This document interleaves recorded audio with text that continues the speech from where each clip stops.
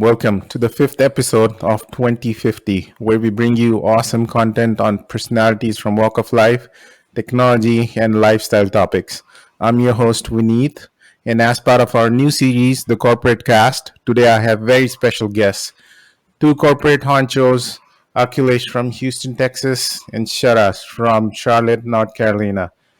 Both big boys working as senior managers at Ernst& Young in their consulting practice, and I don't think anybody needs an introduction to the big fours.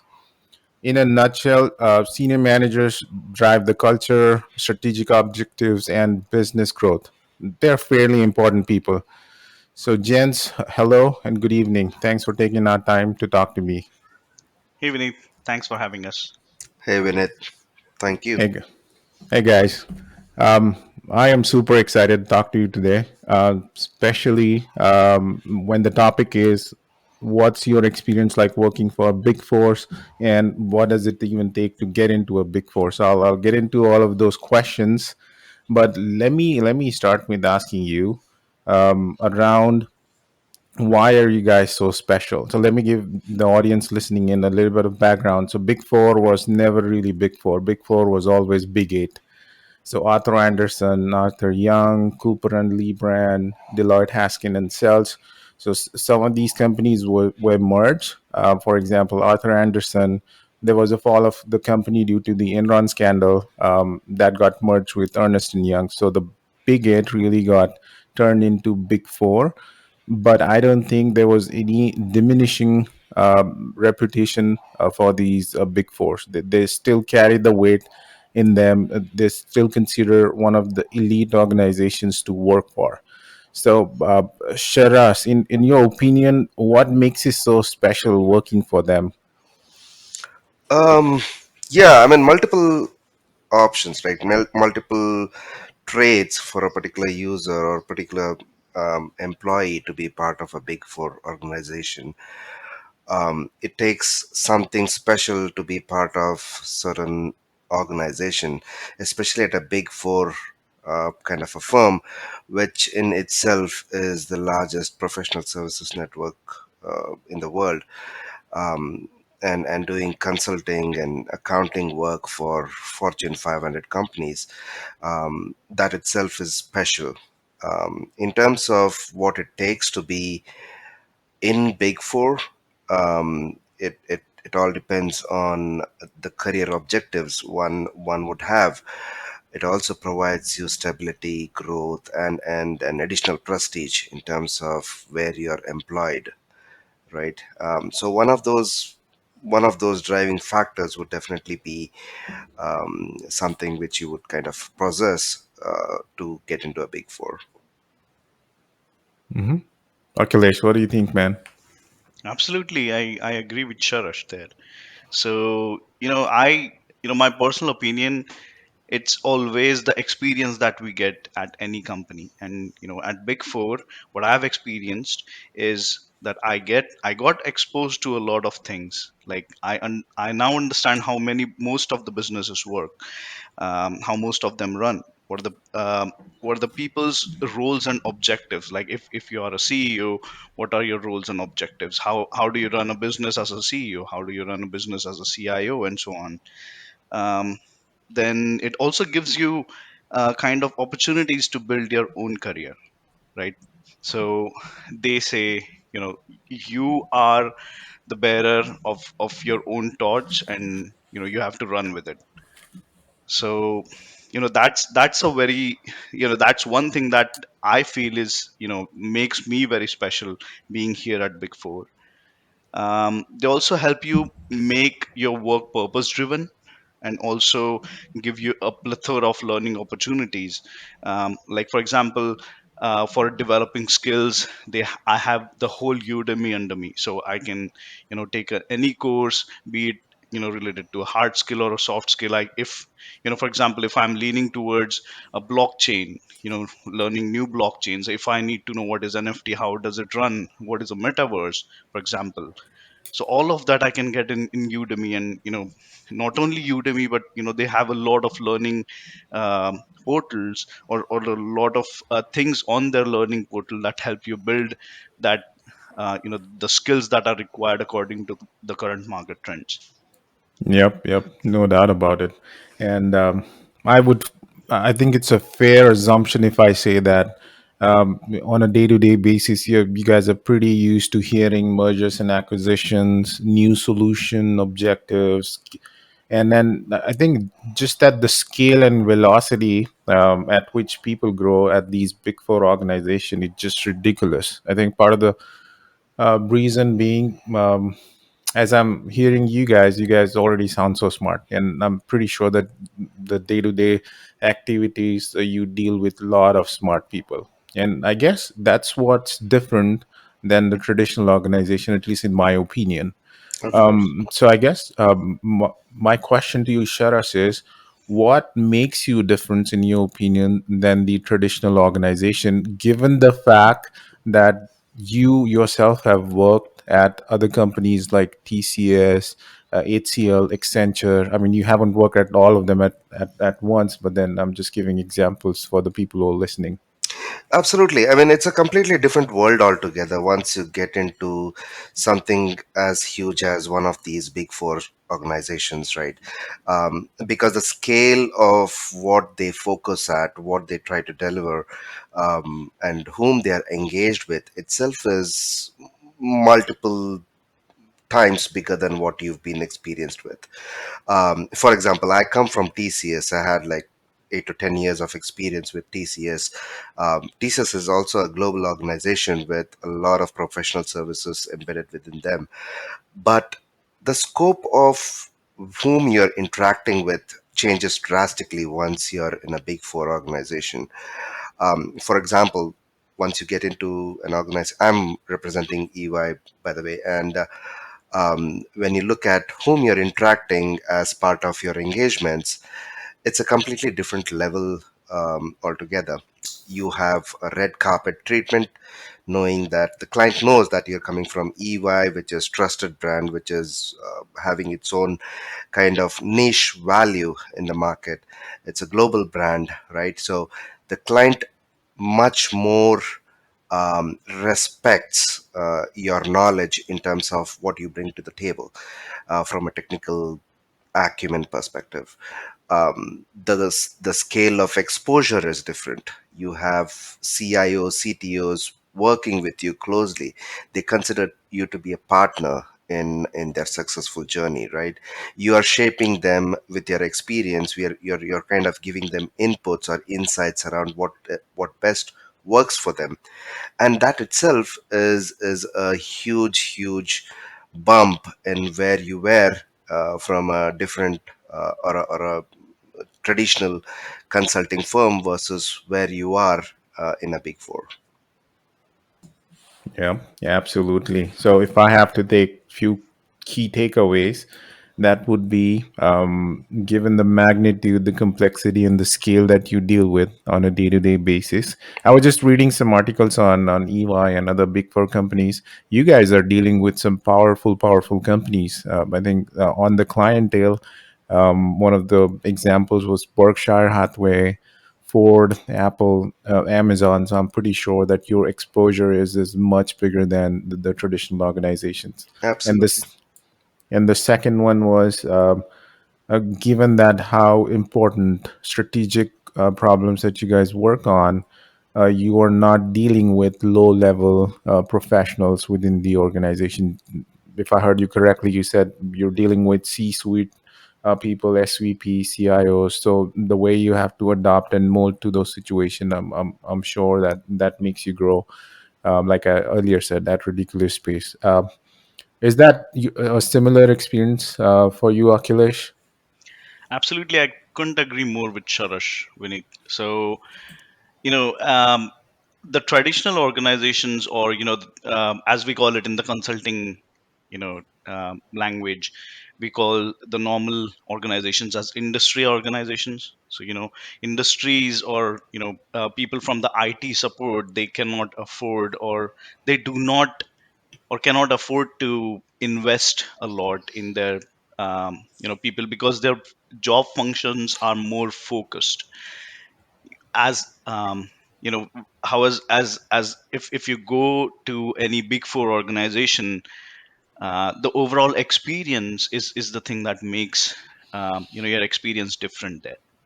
So these companies, the consulting companies, they have to make their people smart. They have to invest in their people to you know give them exposure to the current market trends, because it's part of their job. They have to know what's going on in the current market, and that's where they have to train the people. They have to give them all the information that they could on the current market trends and the thought leadership, and then they can load them in order to go and consult in the in their engagements. Right, right. So, Akhilesh, you mentioned something really interesting to me. That is, you make your resources smart. So you make them smart by investing a lot of dollars into trainings, different courses. You guys have your academy as well. So Hmm. all of that leads into that part which makes you smarter. But then, if somebody who is studying right now at a B school or working for a traditional company, if he wants to get into a big four, the presumption always is you have to be smart in order to get into these big fours, which is exactly opposite of what you said. Hmm. So how does one get an opportunity to work for you guys? What are you looking for? Um, Sorry, was that for Akhilesh or me? And then go ahead, Sharash. Yeah. So working for a big four, if one dreams to be or aspires to be part of this huge or humongous professional services consulting firms, you first of all need to have a professional degree. You have to have a master's or a bachelor's degree with ample amount of experience. That's a given. That's the first checkbox which you have to check. The next comes leadership experience. Do you have leadership experience? Have you led a team? Have you led some kind of initiative? Have you done some extracurricular activities demonstrating some kind of thought leadership which you would have been contributing? It might not be professional, it might also be kind of volunteering for non-profit organization, and making things happen, going ahead and building a team and getting things done. That's leadership for a professional services organization like EY, right?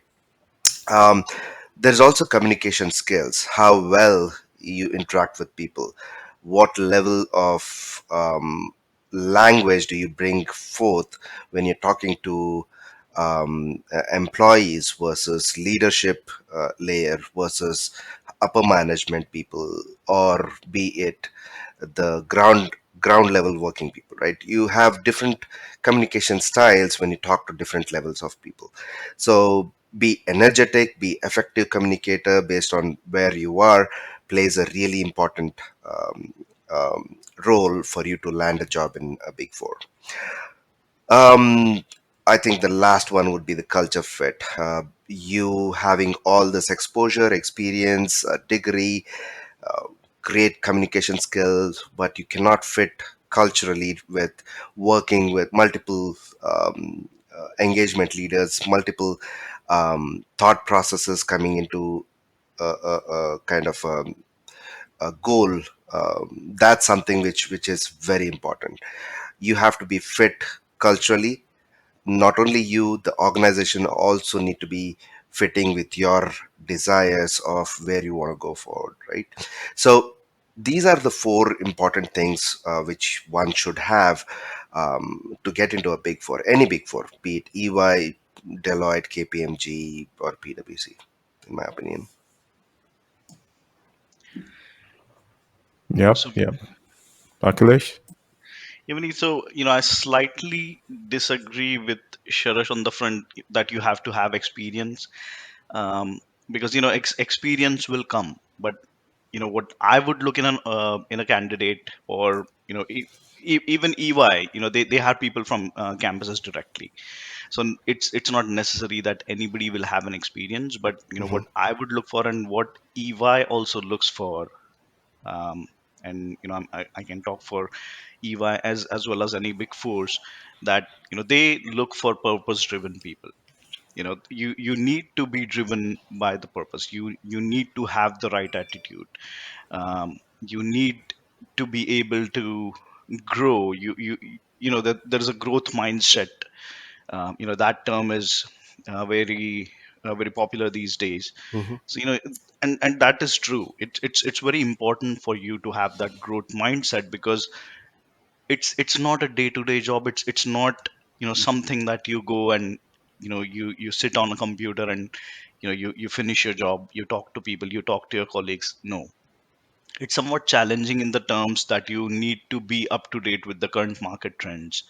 It's very important for those companies or the big four, that they want the people to be the best version of of themselves. you know Absolutely. and Yep. Yep. they should also have the right attitude to collaborate and grow, and to also help the people grow that they're working with, and not only with the employees or the colleagues, but also the client. Because client success is ultimately the company's success, or the consultant success, as Sharash mentioned in his previous answer, that they should look, the new companies that hire EY folks, they look at big four folks as their partners, and not somebody who is working for them, but somebody who's working with them in order to achieve success. So that's my elaborate answer. So Yeah. purpose driven, right attitude, and growth mindset, and willing to help the other people grow with you. Right.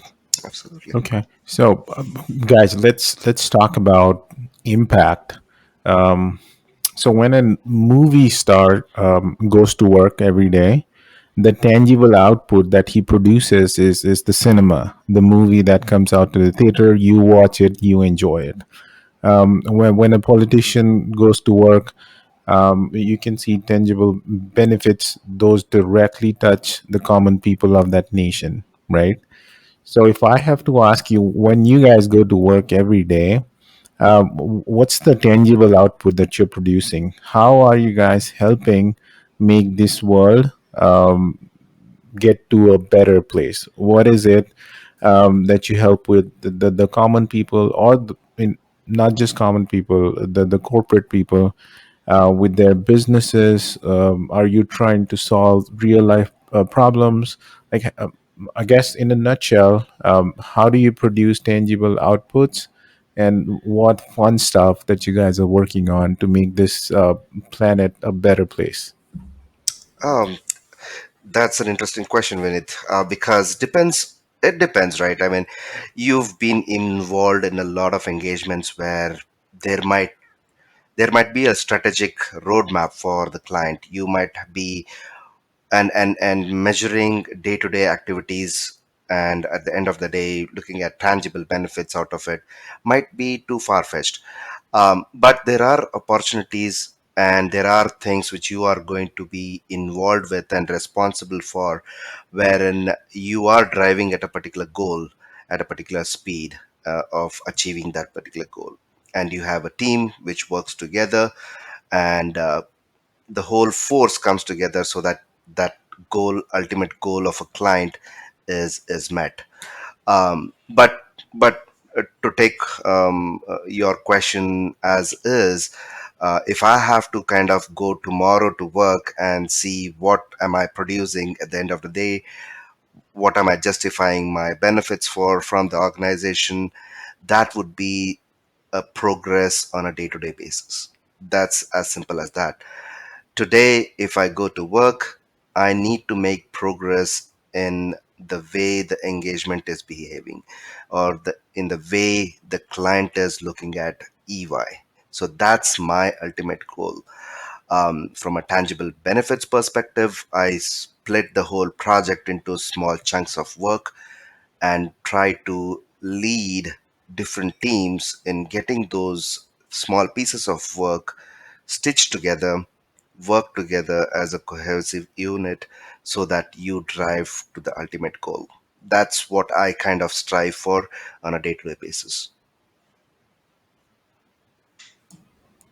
Yep. Akhilesh, you want to add something to that? Yeah, absolutely. So day to day, our main goal is to make, as I mentioned earlier, our main goal is to make the businesses. So first of all, to make the clients happy. And how will they be happy? So they will be happy with their company's success, or the so they engage with EY or any other big fours to see how, to see a tangible output. And the tangible output in that sense would be the transformation of a specific function, of their specific business function, or the transformation of their holistic organization. So today, all the organizations, they are striving with, you know um the current market challenge, which is disruption. So the taxi industry was disrupted by Uber, the media and entertainment industry was disrupted by Netflix, and so on. So that is, um, I'd let you think and Google, what disruption means. So in that sense, in today's world, people are more focusing more on acquiring, um, talent. By acquiring talent, it means that, you know they want to get the best talent from the market. They want to, have the right mix of people, processes, technology, and innovation as well. They're focusing more on partnering with the other businesses as well. So my day to day life looks like, I go out and have candid conversations with the client, to help understand their goals on a day to day basis, to um, help them achieve their goals, as well as, um, implement specific solutions, um, and help them get there through technology, innovation, and people. Yep, absolutely. And then, in my opinion, everything is connected, interlinked, intertwined. So whatever you do is adding up to the big picture. Small contribution, big contribution. Everybody is important in their roles and responsibilities. We are running short on time here, so I have one last question for you guys.